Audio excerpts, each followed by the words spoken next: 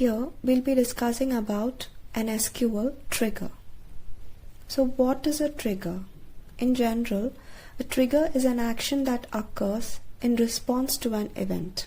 For example, consider an employee is going on a short vacation and he's composing an email mentioning that he's on a short vacation and the query or the email would be attended as soon as he joins back to office. So each time he receives a new email in his inbox, this pre-composed email will be sent out. That is an example of a trigger in a real life scenario.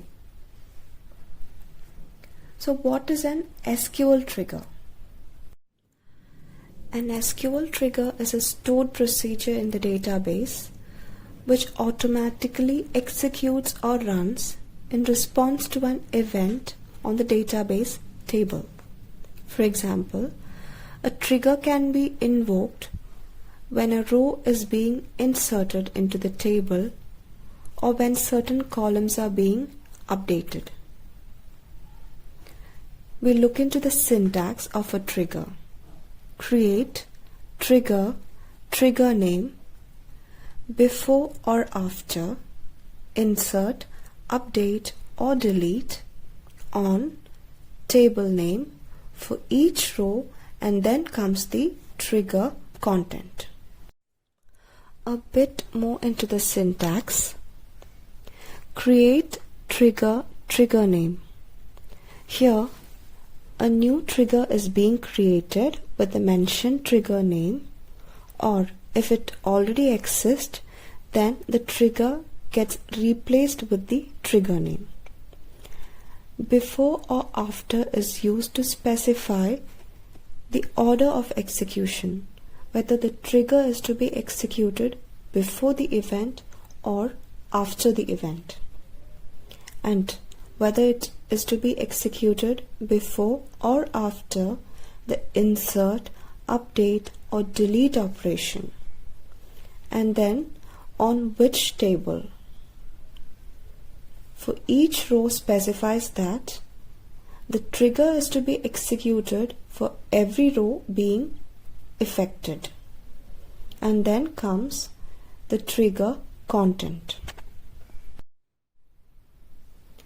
We look into an example. Given a student report database, the attributes are student name, student marks, total and percentage. We are going to create a trigger such that every time a student inserts his name and marks to the database table, the total and the percentage are to be calculated and automatically inserted into the table. The SQL statement for the trigger would be create, trigger, trigger name. Here the trigger name is student underscore marks. Before, the trigger has to be performed before the insert operation on student, that is the database table name, for each row, which means that the trigger has to be performed for each row. Then comes the trigger body or the trigger content, that is we are calculating the total of these marks and the percentage of these marks. Here the SQL statement creates a trigger such that each time a student enters his name and marks to the database, before inserting this data into the database, the trigger will be invoked.